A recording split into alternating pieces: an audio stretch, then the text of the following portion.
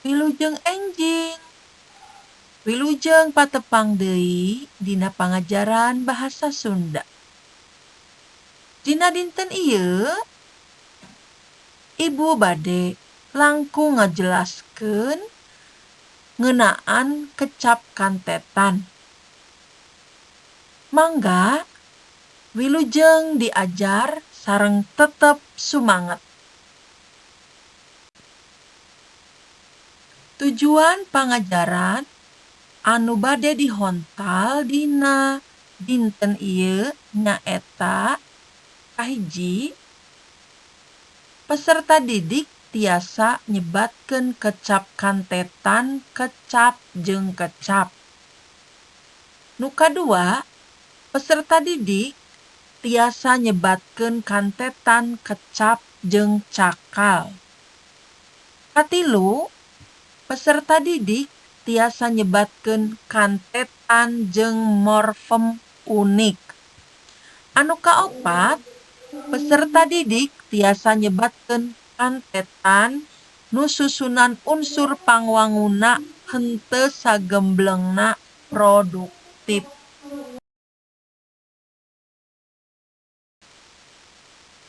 Dina dinten ieu, Ibu bade langkung ngajelaskeun ngeunaan kecap kantetan. Kecap kantetan dumasar kana cara pikeun pangwanguna dibagi jadi 5 rupa. Kahiji, kantetan kecap jeung kecap. Contona aya jula ngapak, ejo tihang, randa midang, panon poe, beureum panon. Nu kadua, kantetan kecap jeung cakal.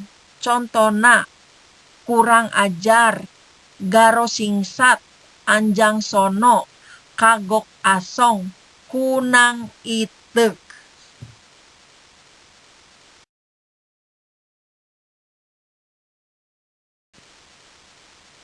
Nu katilu, kantetan cakal jeung cakal.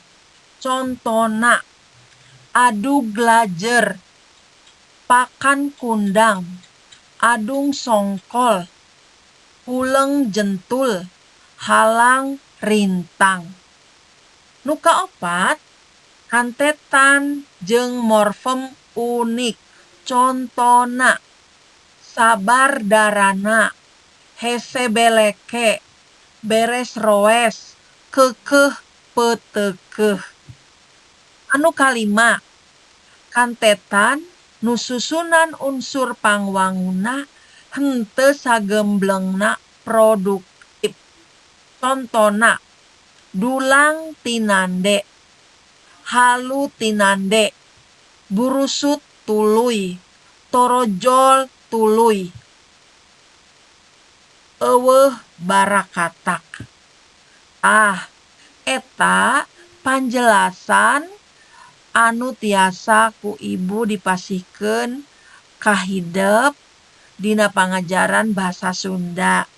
Kumargi dina soal latihan anu bade dipasihkeun ku Ibu, aya oge dina buku cetak bahasa Sunda, aya istilah-istilah sapertos tadi, kantetan cakal jeung cakal, kantetan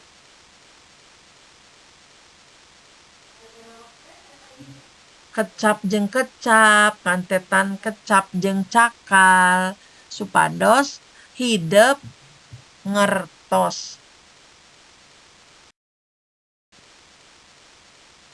Ayeuna Ibu bade ngajelaskeun ngeunaan kalimah panyeluk. Kalimah panyeluk kalau di dalam bahasa Indonesia sama artinya dengan kalimah seru. Kalimah panyeluk nyaeta kalimah nu eusina nunjukkeun emosi atawa rasa anu ngucapkeun eta kalimah.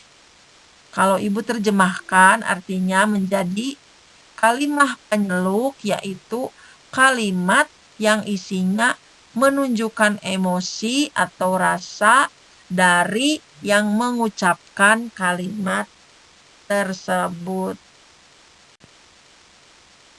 Ayeuna ibu bade ngajelaskeun naon anu disebat cakal.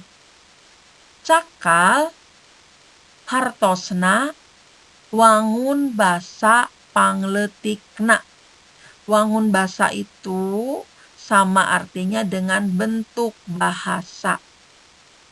Nu kadua morfem. Morfem satuan bentuk bahasa terkecil yang mempunyai makna secara relatif stabil dan tidak dapat dibagi atas bagian bermakna yang lebih kecil.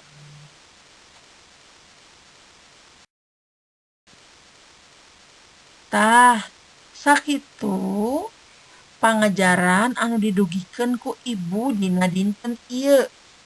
Hatur nuhun kana perhatosanana sareng hapunten bilih aya kalepatan. Mangga wilujeng diajar. Tetep sumanget sareng tetep jaga kasehatan.